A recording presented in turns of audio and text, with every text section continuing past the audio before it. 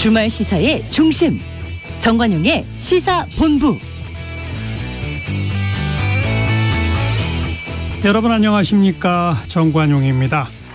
국민의힘 상임전국위원회가 당헌 당규 개정안을 만장일치로 통과시켰죠.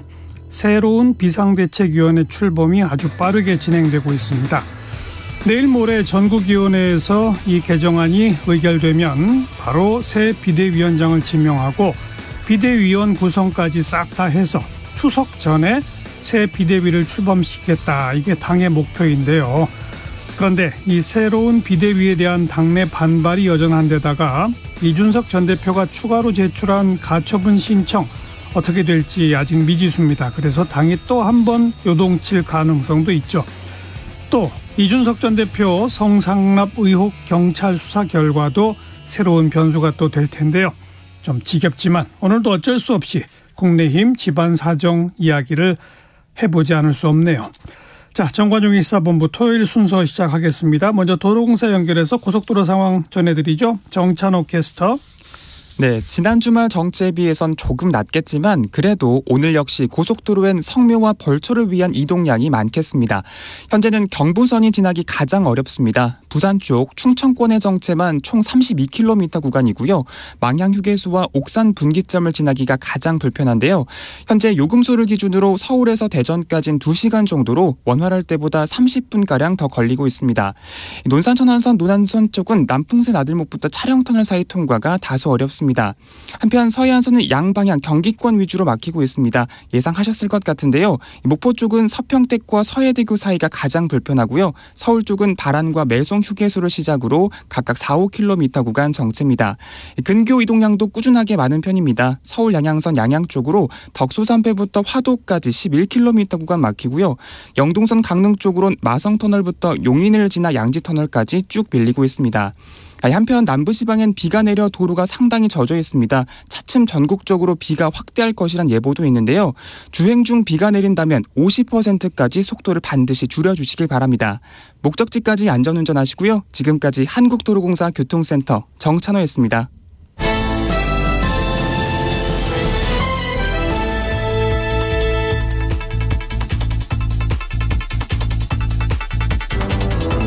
주간 뉴스 브리핑.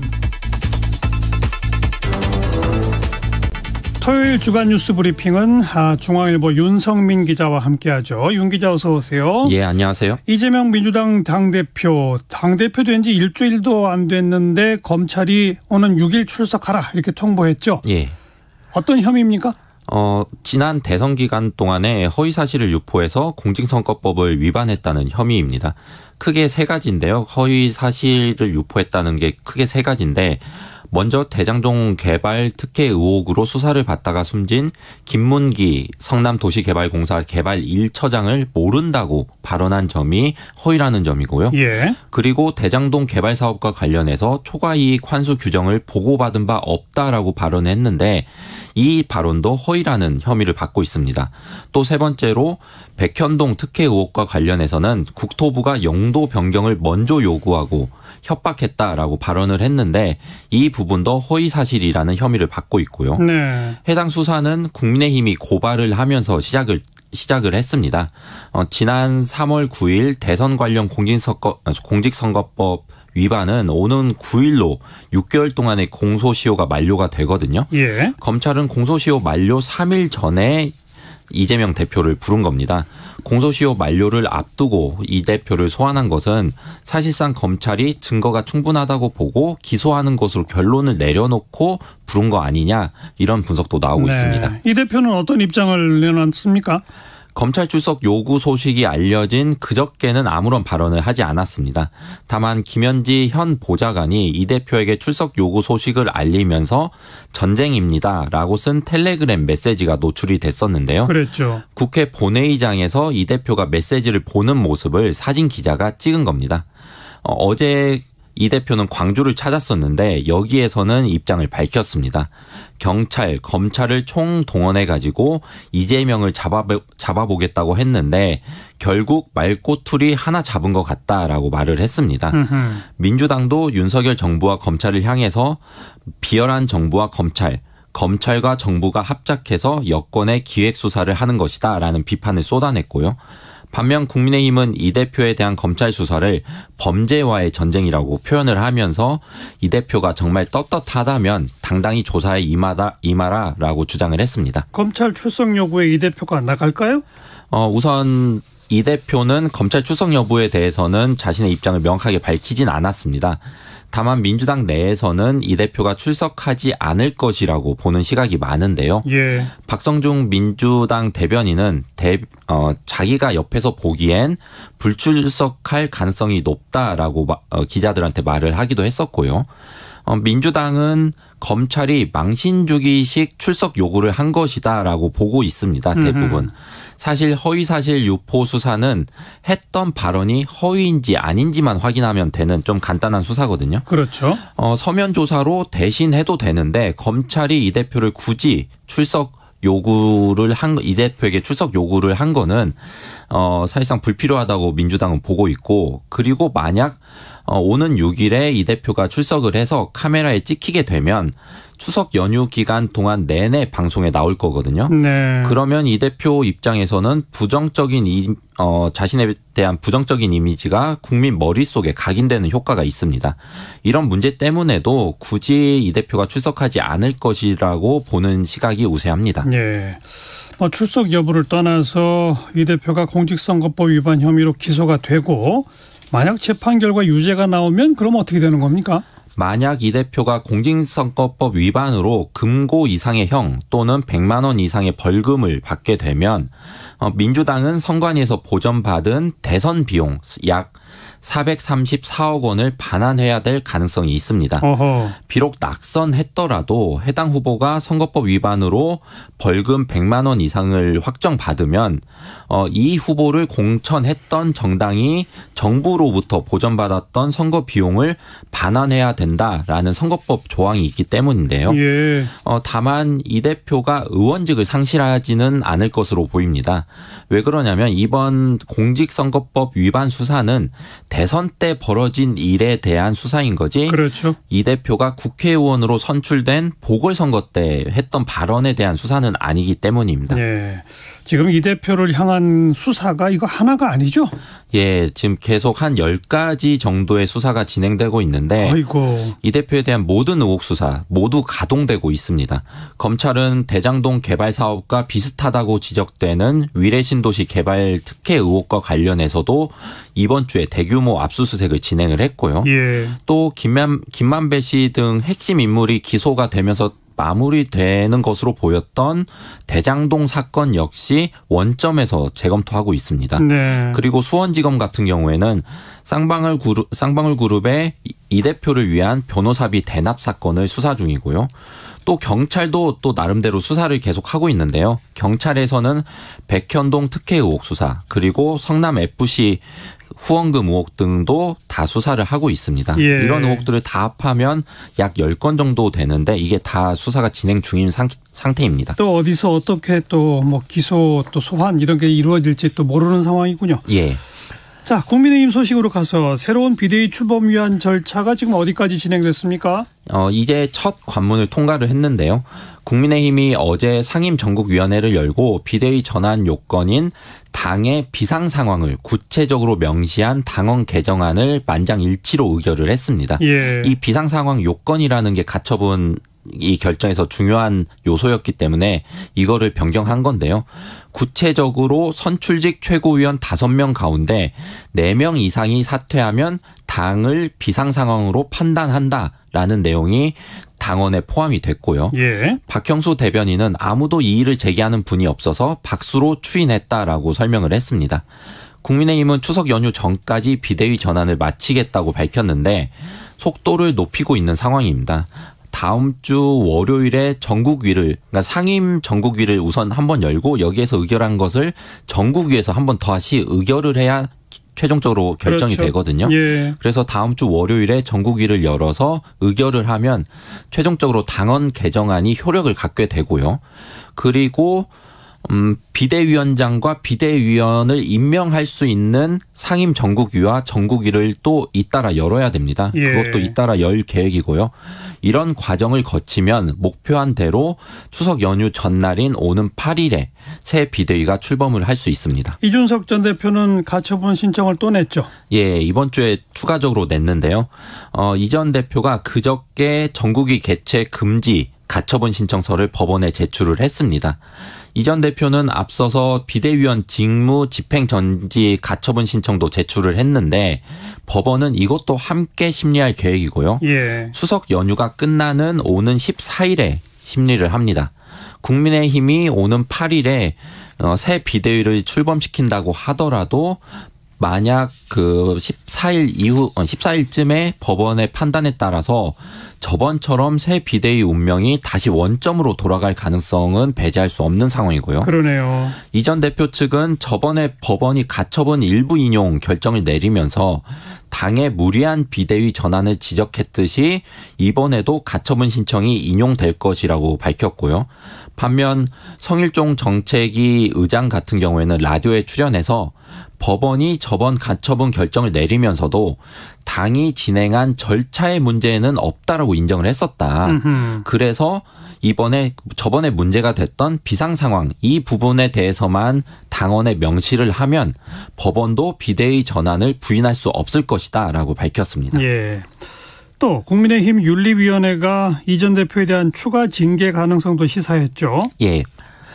정치인은 정치적 표현에 대한 보다 엄중한 정치적 책임을 국민으로부터 요구받고 있다라고 윤리위는 밝혔습니다. 예. 국민의힘은 지난달 의원총회에서 이 전 대표의 개고기, 양두구육, 신군부 이런 발언을 규탄하고 당 윤리위원회에게 추가 징계를 촉구했었는데요. 그랬죠. 이번에 윤리위는 이런 방금 전에 말씀드린 입장을 밝히면서 의총에서 그 국민의힘이 요구했던 거에 대해서 의견을 존중한다라고 동조하는 입장을 밝혔습니다. 예. 윤리 입장에서는 이 전 대표를 향해서 두 번째 경고를 한 셈이고요. 이번에 더 수위가 셌거든요. 저번에 밝힌 것보다. 그렇죠. 오히려 더 정확하게 이준석 대표를 겨냥해서 한 발언이기도 했고요. 그런 측면에서 사실상 추가 징계 가능성을 시사한 것이다라는 해석이 나오고요. 예. 그러나 이 전 대표는 페이스북에 양두구육 이런 표현을 정치 영역에서 썼다면 모욕죄로 처벌할 수 없다라고 대법원이 최근에 판결했었거든요. 그런 게 있었어요. 예. 근데 이 판결에 대해서 이 판결에 대한 기사를 공유하면서 윤리가 대법원보다 더 위에 있는 기관이냐 이런 식으로 비판을 했습니다. 네. 그리고 이 모든 사태의 발단이 이 전 대표 성상납 의혹 아니겠습니까? 예. 경찰이 이걸 수사하면서 이 전 대표한테 출석을 요구했네요. 예, 검찰이 이재명 더불어민주당 대표에게 소환 조사를 통보한 지난 1일 경찰은 이 전 대표에게 성상납 의혹 조사를 위한 출석을 요구했습니다. 아직 출석 날짜는 정해지지 않았고 일정은 조율 중인데요. 아시다시피 좀 한번 다시 요약을 해드리면 이 전 대표는 2013년 7월부터 8월 사이에 김성진 아이카이스트 대표로부터 성접대를 받았다는 의혹을 받고 있습니다. 김 대표는 이 전 대표에게 박근혜 전 대통령과의 만남을 청탁하면서 성접대를 했다라고 주장하고 있는 상황이고 경찰은 이것에 대한 수사를 진행 중인 상황입니다. 그렇죠. 그리고 국민의힘의 이른바 윤핵관 이선 후퇴론이 좀 나오고 있지 않습니까? 예. 장제원 의원이 개파 활동으로 비칠 수 있는 모임이나 활동은 일절하지 않겠다 이렇게 밝혔고요. 또 임명직 아무것도 맞지 않겠다 이런 얘기도 또 했고요. 예. 권성동 원내대표도 새 비대위 출범 후에 사퇴할 뜻을 지금 밝혔지 않습니까? 예. 이제 윤핵관의 이선 후퇴는 거의 기정사실인가요? 예, 거의 기정사실이고요. 지금 사실상 장제원 의원 같은 경우는 임명직을 맡지 않겠다고 밝혔기 때문에 지금 현 정부에서 어떤 다른 역할을 하지 않겠다고 밝힌 거고 권성동 원내대표 같은 경우도 비대위 출범 후에 원내대표에서 사퇴하겠다고 밝혔기 때문에 평의원으로 돌아가는 상황입니다. 그렇죠. 근데 이렇게 갑자기 윤핵관 이선으로 불리는 이 두 명이 왜 이선으로 물러나는 거냐, 이거를 두고 여러 해석들이 나오고 있는데요. 예. 윤석열 대통령의 의중이 많이 반영된 거 아니냐라는 해석이 나옵니다. 국정 지지도가 20%로 곤두박질 친 데에는 당내 분란이 큰 역할을 했다는 게 일반적인 평가고요. 그렇죠. 여기엔 윤핵관이 제 역할을 하지 못했고, 그리고 이준석과 윤핵 간의 갈등이 복합적으로 다 영향을 미쳤다라는 평가가 있거든요. 그럼요. 이런 문제들 때문에 대통령실이 최근에 윤핵관들이 스스로 거취를 결단할 시점이다라고 결론을 내렸다라는 이야기도 나오고 있어요. 여기에는 또 윤핵관 이선 후퇴, 여기에는 대통령실 인적 개편과도 관련이 있는데, 최근 대통령실은 대규모로 인사교체 작업을 진행 중이거든요. 예. 여기에 장제원 의원과 권성동 원내대표가 추천한 인사가 많이 포함이 됐습니다.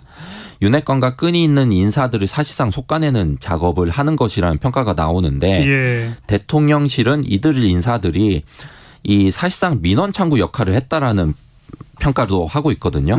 이렇게 윤핵관 추천 인사들을 속아내다 보니까 그게 윤핵관 2명에게 이선 후퇴하라는 메시지를 준 것이다, 이렇게 해석하는 목소리도 있습니다. 그렇게 봐야죠. 다만 윤핵관 퇴출이 아니라 전국 돌파를 위한 전략적 후퇴일 수 있다라는 시각도 있는데, 사실상 윤 대통령이 여전히 여당에서 신뢰하는 사람은 권성동 원내대표와 장제원 의원 이 둘밖에 없거든요.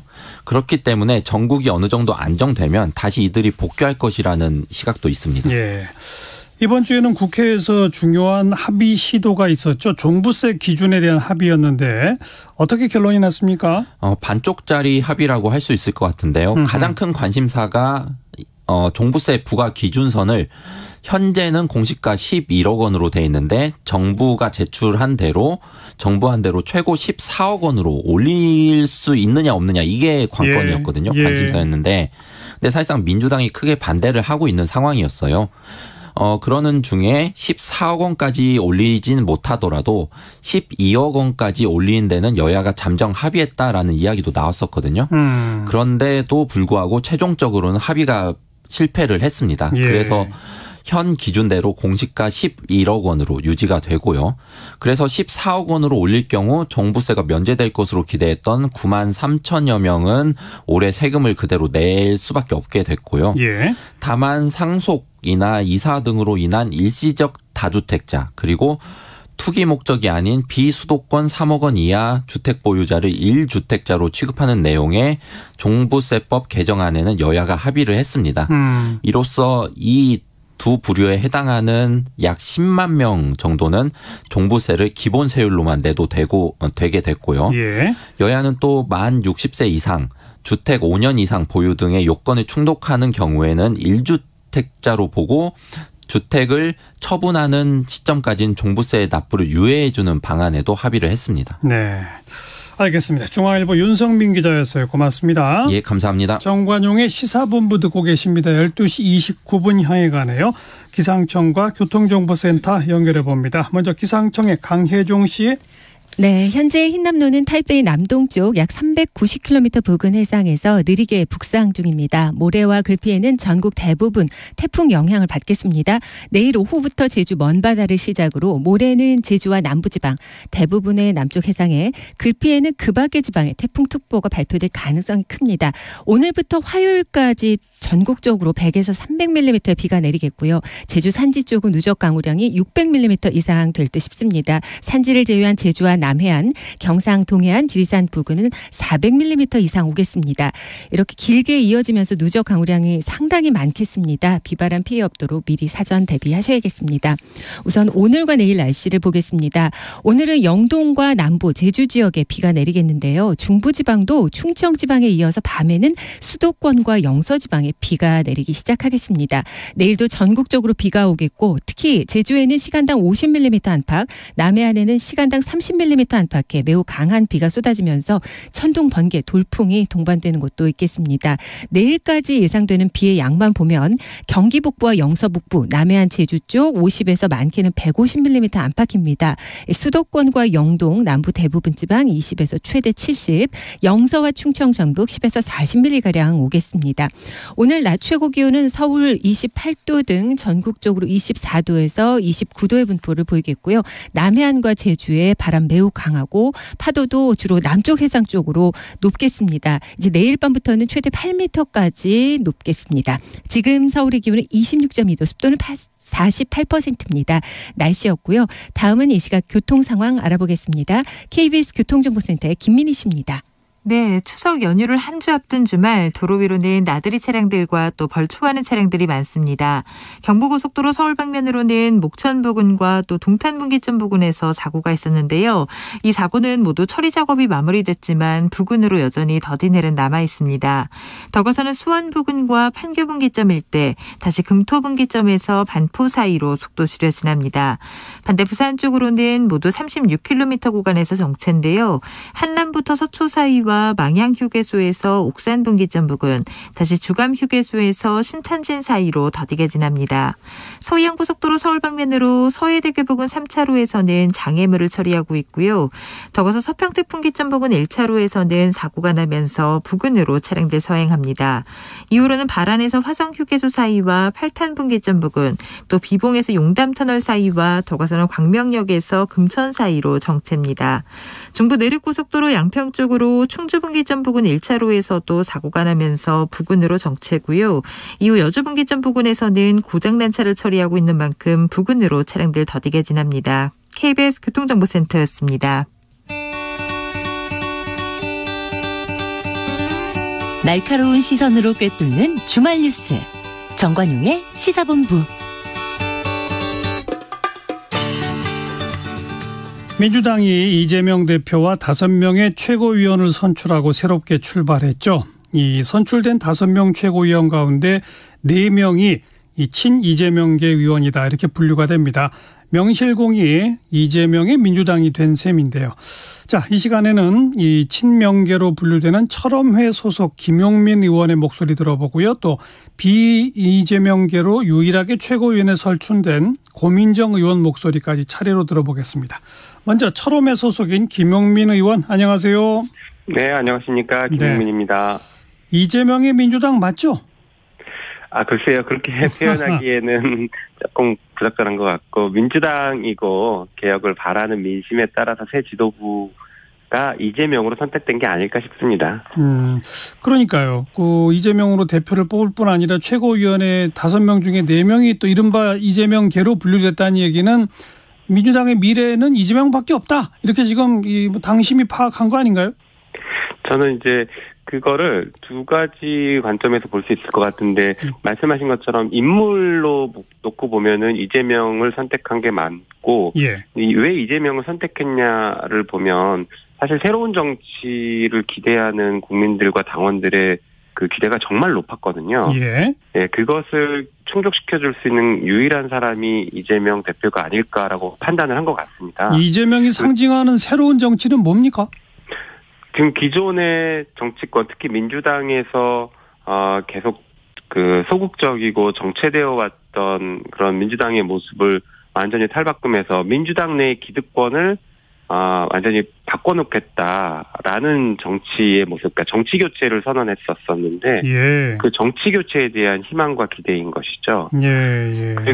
그것은 뭐 인물론인 것 같고, 또 하나로 지금 방금 말씀하신 것처럼 친명계라고 말씀하셨던 최고위원들, 예. 그렇게 분류되는 분들, 이분들까지 다 이렇게 구성이 된 것은 사실은 그 당원들과 지지자층에서는, 국민들께서는 민주당이 좀 선명한 야당이 되고 개혁을 제대로 하고 또 민생도 제대로 챙겨라라는 그런 기대가 완전히 응축된 게 아닐까 싶습니다. 예. 특히 선거 결과를 보시면 아시겠지만 당신과 민심이 완전히 일치했거든요. 네. 네. 알겠습니다. 대표로 취임한 첫날 양산을 찾아서 문재인 전 대통령과 최고위원들 함께 다 만나지 않았습니까? 그래서 네. 명문 민주당, 뭐 이재명, 문재인 따가지고요. 예. 이런 용어까지 만드셨는데 그 얘기는 결국 뭐 당내 통합부터 만들어 보겠다 이런 의도로 읽히는데 맞습니까? 뭐 충분히 그렇다라고 보여집니다. 근데 통합이 굉장히 중요한데 뭐 인위적인 통합은 쉽지는 않을 것 같고요. 예, 저는 지금 통합도 통합인데 실력을 먼저 보여줘야 될 때다 이렇게 생각을 합니다. 예. 예, 지금 사실 당 지도부가 선출됐고 거기서 표출된 민심과 당심만으로도 사실 통합의 효과는 굉장히 크게 발생했거든요. 예. 예, 그래서 어떤 인위적이거나 저희가 먼저 나서서 통합을 그렇게 강조하지 않더라도 자연스럽게 당내 통합은 상당 부분 이루어져 가고 있는 과정이다라고 보여지고요. 예. 오히려 그것보다는 민주당이 고질병 같았던 소극적인 태도와 실력은 있는데 실력을 제대로 보여주지 못했던 이런 모습들을 완전히 바꿔서 예. 진짜 민주당 일 잘한다. 진짜 국민을 위해서 일할 정치 세력은 민주당밖에 없구나라는 것을 예. 선명하게 보여줄 필요가 있다 생각합니다. 예. 지금 이제 국민 앞에 국민을 위해서 일 잘하는 민주당 이런 표현을 쓰셨고 이재명 대표도 뭐 처음부터까지 민생 위주로 가겠다라고 지금 거듭 의지를 피력하고 있지 않습니까? 네. 그런데 이번에 선출된 최고위원들은 그냥 바로 뭐 한동훈 장관, 이상민 장관 탄핵하자. 김건희 여사에 대한 특검 도입하자 이렇게 이른바 대여 공세 투쟁 쪽에 비중을 둔 그런 발언을 쏟아내고 있는데 이게 지금 이재명 대표의 그 민생 위주라고 하는 것과 조금 다른 거 아니에요? 뭐가 중심입니까? 다르다기보다 저는 결국에는 그게 하나로 귀결된다라고 보고 있는데요. 그래요? 네, 저희가 민생을 강조하고 민생 개혁을 강조하고 국민의 삶을 더 나아지게 하는 정치 세력으로서 존재를 해야 되는데 예. 그러기 위해서는 결과적으로 기득권과 싸울 수밖에 없습니다. 예. 기득권을 다 유지하고 보호한 채로 민생 문제를 해결할 수 없거든요. 예. 예를 들면 파업 현장에 찾아가서 저희가 그 노동자들을 대변하려면 기득권인 사측과 싸우거나 사측을 양보하는 안을 만들어낼 수밖에 없는데 예. 그 기득권과의 싸움을 포기한 채로 민생을 얘기한다는 건 굉장히 공허한 민생인 것이죠. 예. 그래서 지금 발생하고 있는 주요 현안들이나 기득권을 지키기 위한 이 정부에 대해서 그 문제를 지적하면서 민생 문제로 방향을 전환하자라는 얘기는 너무나 당연하고 일맥상통한 얘기라고 저는 생각합니다. 한편으로는 대여투쟁이라기보다는 정상화를 시키는 과정이고 예. 이게 법 앞에 모든 국민이 평등하다라는 것을 지금 보여주는 그런 상식을 찾아가는 상식으로 돌아가고 있는 그런 과정이다 저는 그렇게 생각하고 있습니다. 네, 뭐 그런 논리도 일견 있을 수 있는 논리 같습니다만 네. 국민 삶을 편하게 하고 민생을 뭐 어떻게 안정시킨다라고 하면 뭐 야당의 힘만으로는 안 되기 때문에 정부랑 협조를 해야 되지 않겠습니까? 결국 정부가 좋은 정책을 펼 수 있도록 또 내놓도록 유도해야만 민생이 편안해지는 거 아니겠습니까? 그런데 네. 대통령 부인에 대해서 특검하자, 지금 현직 장관들 탄핵하자 이러면 정부랑 협조가 되겠습니까? 일단 대통령과 정부가 국회와 협조할 생각을 전혀 내비치지 않고 오히려 국회를 대놓고 무시하고 조롱하는 지금 태도들을 보이고 있습니다. 네. 아시는 것처럼 법을 만들었는데 그 법을 완전히 위반하는 시행령을 만들어서 시행령 통치를 하겠다라고 선언을 하고 있거든요. 예. 이것을 바로잡지 않고서는 한 발짝도 나아가기 어려운 것이죠. 예. 그래서 민생 문제에 대한 어떤 선제적인 조치와 정책의 방향성을 정부가 제시하고 제안하는 건 맞는데 예. 아시는 것처럼 현 정부는 거기에 관심이 없고 오로지 다음 정권을 어떤 식으로 잡을까 그리고 검찰을 어떻게 더 독재화시키고 힘을 키울까에 대해서만 몰두하고 있기 때문에 이 문제에 대한 지적과 투쟁 혹은 정상화를 시키지 않으면 민생 문제로 나아가기 어렵다라는 그런 절박함도 있는 것입니다. 네, 정부가 협치할 의지가 보이지 않는다는 말씀에 저도 동의합니다. 네. 근데 그래서 우리도 맞불로 투쟁적으로 간다 그러면 결국은 계속 민생은 피곤해지는 거 아닐까 하는 그런 우려도 있지 않습니까? 예를 들어서 대우조선해양 하청 노동자 파업 사태 보셨을 겁니다. 네, 한 평짜리 철군 구조물에 가서 그분에 대해서 그분의 문제를 해결하기 위해서는 하청 구조에 대한 개혁을 할 수밖에 없고 대기업의 이익을 어떻게 보면 양보를 받아낼 수밖에 없는 것이죠. 또 지금 파업에 대해서 손해배상 청구까지 들어가고 있는 상황입니다. 예. 자, 뭐 정부는 오히려 지금 이재명 대표 대표된 지 며칠 안 됐고 지금 뭐 정부 여당 인사들과 상견례 하고 있는 그런 와중에 검찰의 출석 요구서를 통보하지 않았습니까? 이건 어떻게 보세요? 네, 그게 뭐 말씀드린 것처럼 정말 국회를 대놓고 무시하고 있는 것이고 앞으로의 그 전국을 이끌어가는 것에 대한 서막을 보여준 것이라고 생각합니다. 예. 국회가 개원한 첫날은 국회 중심의 뉴스들이 보통 나오게 되는데 예. 그것을 검찰발 뉴스로 완전히 뒤덮어 버렸거든요. 네. 그래서 앞으로 국정감사나 향후에 전국에서 국회의 중요한 이슈들도 여전히 검찰발 뉴스로 다 뒤덮으면서 예. 정부의 잘못을 감추려고 하는 시도를 계속할 것이다. 저는 그렇게 생각하고 있습니다. 예. 또 한편으로는 이게 지금 정적을 제거하는 과정들이라고 보여지거든요. 예. 지금 윤 정부는 향후 다음 대선 주자로 한동훈 법무부 장관을 강력하게 고려하고 있는 것 같은데 이를 위해선 여야 상관없이 정적에 대한 제거 작전 혹은 정적으로 예상되는 사람들에 대한 제거 작전을 끊임없이 시도할 것이라고 저는 예상하고 있습니다. 네. 이 대표는 검찰에 출석합니까? 안 합니까?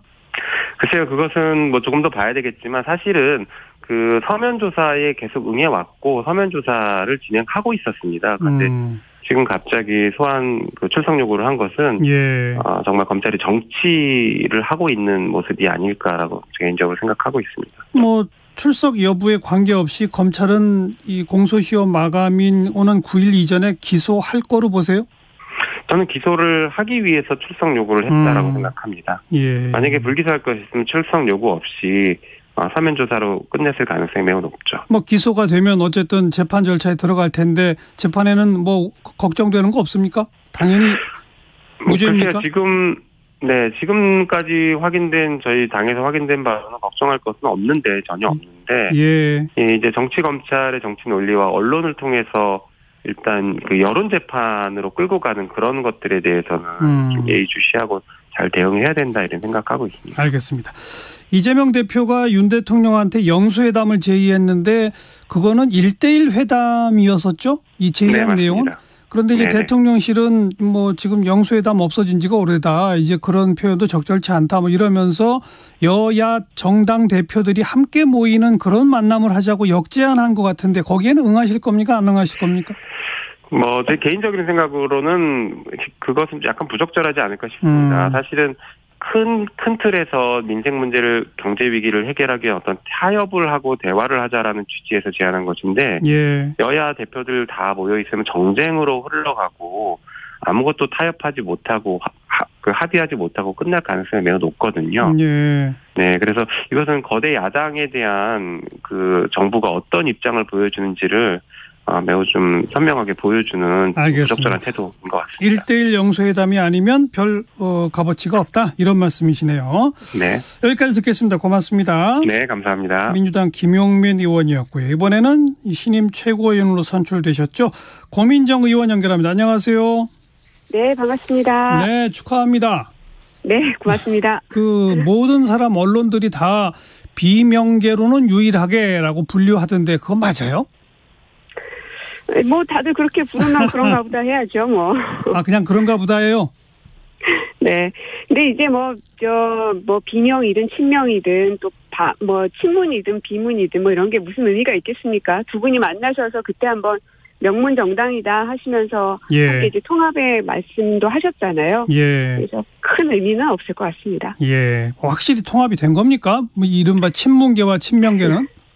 차차 이 사안이 터질 때마다 입장들이 조금 다를 수는 있겠지만 그러한 노력들과 또 목표를 가지고 있는 것은 명확합니다. 네. 자, 이번에 이재명 대표를 뽑고 새로 최고위원 5명 구성돼서 새 민주당호가 출범했는데 새 민주당호가 제일 먼저 집중해야 할 과제는 뭐라고 생각하십니까? 뭐 아무래도 가장 다들 아시겠지만 민생 문제죠. 예. 지금 상당히 경제가 많이 안 좋습니다. 뭐 실제 지표상으로도 보면 물가 상승률이 IMF 이후에 최고치를 달하고 있고, 예. 고금리 문제 때문에 이 자영업하시는 분들도 굉장히 어려움 갖고 있고요. 또 많은 대출을 안고 계신 분들도 굉장히 지금 어려운 상황입니다. 그래서 여기에 좀 더 집중할 수 있는 정부 여당과 또 야당이 되어야 될 거라고 생각합니다. 네.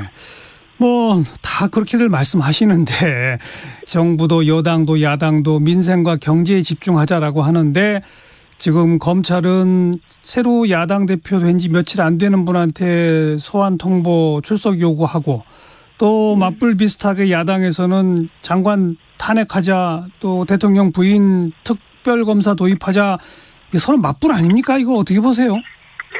저는 정부 여당도 특히 여당 또 민생에 집중하기를 굉장히 원할 거라고 생각합니다.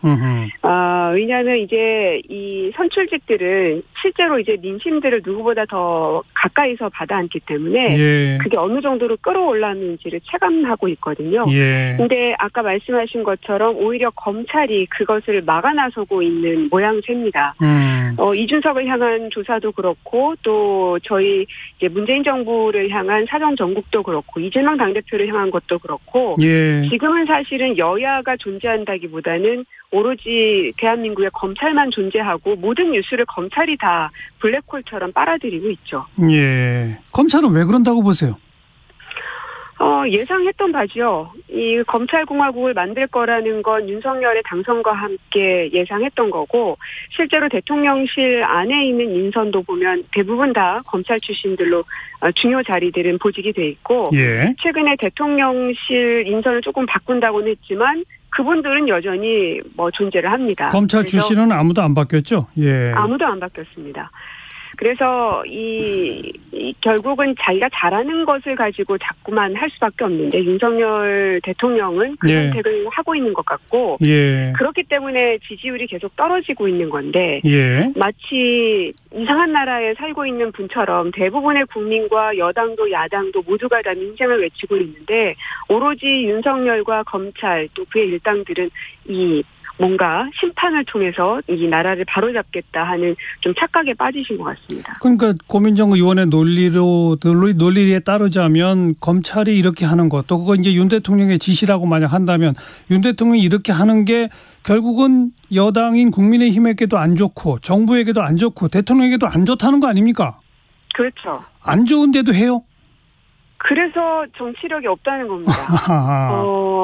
사실은 정치인들은 지지율에 굉장히 민감하죠. 과도하게 민감한 것은 좋지 않지만 그 추세는 중요하게 봐야 되거든요.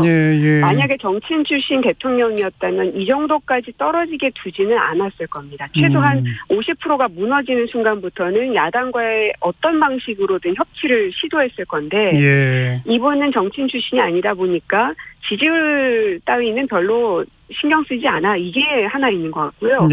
또 하나 제가 보고 있는 것은 다음 정권 재창출에 대한 의지가 없는 사람인 것 같습니다. 재창출의 의지가 아예 없다?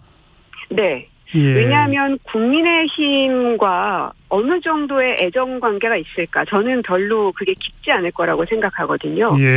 만약에 국민의힘을 아주 중요하게 생각한다면 이준석 대표와의 문제로 시작된 이 사안을 이렇게 오랫동안 질질 끌게 두지도 않았을 것이고 현재 당대표로 있는 이준석 대표를 향해서 그와 같은 말을 권성동 대표와 나누지도 않았을 것이죠. 그래서 당에 대한 애당심조차도 전혀 없는 사람이구나. 그래서 그 두려움을 저는 여당 의원들도 갖고 계신 분들이 많은데 차마 말하지 못하는 그런 분위기가 아닐까 저는 예상을 합니다. 우리 고민정 의원 인터뷰 바로 직전에 김용민 의원과 인터뷰했는데 김용민 의원은 차기 주자로 한동훈 장관을 밀려고 여야 가릴 것 없이 정적 제거에 나섰다 이렇게 진단하던데 조금 진단이 다르신가요?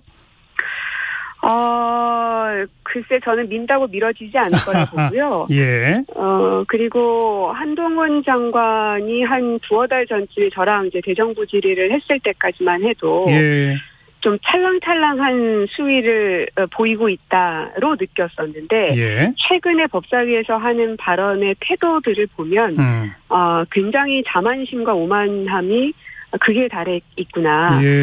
그걸 어디서 느끼냐면 그냥 지나가는 사람들의 말 혹은 뭐 식당 안에서의 사람들이 두런두런 거리는 말을 들어보면 한동훈 장관에 대해서 그러한 평가들이 지금 계속 나오기 시작했습니다. 그래서 이런 평가를 받는 사람이라면 초기에야 좋을 수 있겠지만 대통령 선거는 5년 후기 때문에 민다고 될 일이 아니다. 그 말이군요. 그리고 또 우리 고민정 의원이 SNS에 지금 뭐 이 대표를 소환 출석 요구한 날짜를 또 지적하면서 이 결국 다 모든 게 김건희 구하기 아니냐 뭐 이런 표현을 쓰셨더라고요.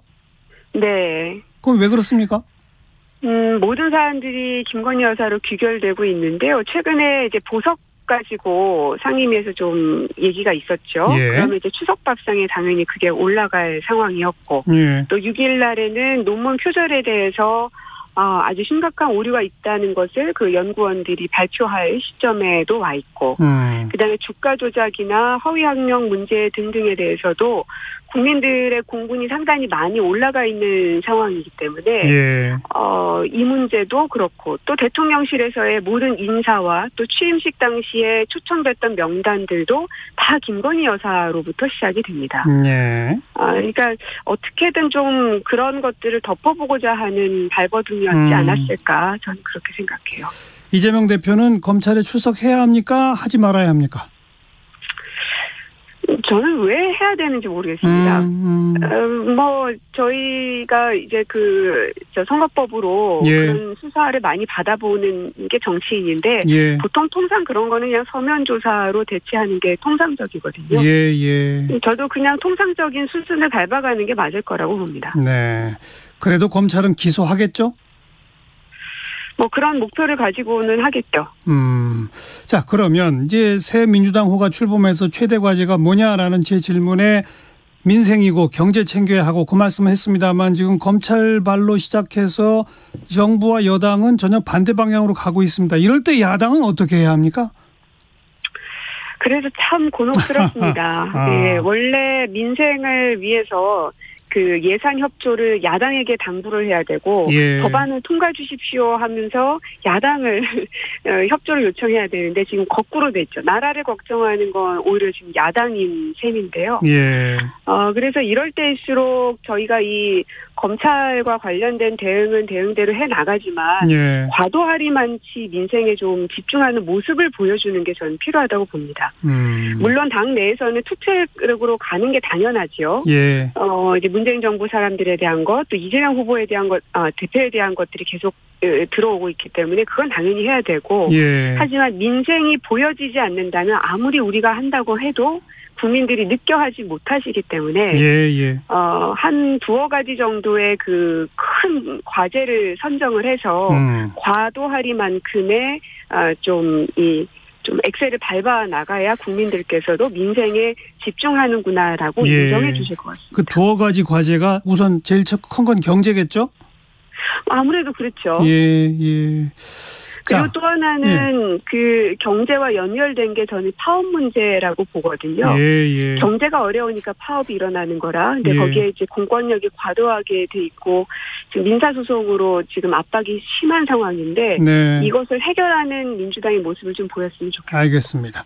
이재명 대표도 대표가 되자마자 과감히 협조할 건 협조하겠다라고 하며 영수회담을 제안했고 그건 이제 1대1의 만남을 제안한 거 아니겠습니까? 예. 거기에 대해서 대통령실은 1대1의 만남은 뭐 없어진 지 오래다. 영수회담이란 표현도 적절치 않으니 여야 당대표가 함께 만나는 식의 모임 만남을 갖자는 식으로 역제안했습니다. 이건 어떻게 해야 한다고 보세요? 안 만나겠다는 거죠. 그리고 저는 윤석열 대통령을 지금 한 100일 정도 본 건데 예. 종합해보면 안 만날 거라고 생각합니다. 그 정도로 통 큰 정치인이었다면 오히려 과감하게 영수회담이 됐든 뭐가 됐든 예. 하겠다라고 오히려 치고 나왔을 판인데요. 예. 지금까지의 윤석열 대통령은 그런 통 큰 정치인의 모습은 보이지 않아왔기 때문에 아마 예. 이번 영수회담도 저는 무조건 안 할 거라고 생각합니다. 문재인 대통령은 야당 대표랑 1대1로 만나는 영수회담 하신 적이 있었나요? 제가 5년 내내 있었던 게 아니어서 정확하게 다 기억은 잘 못하는데 그때는 그 당대표냐 아니면 원내대표냐 예. 막 이거 가지고 야당에서 계속 이 요구들이 달랐던 걸로 기억을 좀 합니다. 근데 당대표도 그렇고 원내대표 그렇고 제 기억으로는 뭐 초창기에는 5당 대표 한꺼번에 만나기도 하고 이런 식이었지. 그렇죠. 1대1로 만나지는 않으셨던 걸로 기억이 나거든요. 그래서 저는 확인이 필요하겠습니다만. 예. 5당이든 뭐 몇 당이든 어쨌든 당대표들과의 만남을 빨리 하는 거는 전 필요하다고 보거든요. 그렇죠. 예. 꼭 뭐 영수회담만 고집할 건 아니라고 생각하고요. 근데 이제 다만 지금 여당이 정리되지 않았기 때문에 계속 미루는 모양새가 별로라는 겁니다. 알겠습니다. 여기까지 오늘 말씀드릴게요. 고맙습니다. 네, 고맙습니다. 민주당의 신임 최고위원이 되신 고민정 의원 목소리까지 들어봤습니다. 정관용의 시사본부 1부 마칩니다. 잠시 후 1시 2부에 다시 옵니다.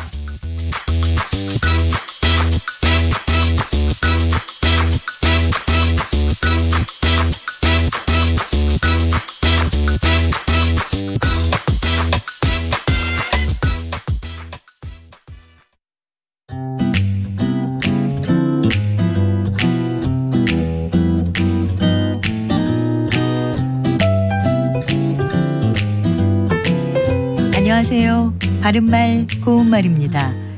우리말 속담에 닭 소 보듯이 소 닭 보듯이라는 말이 있습니다.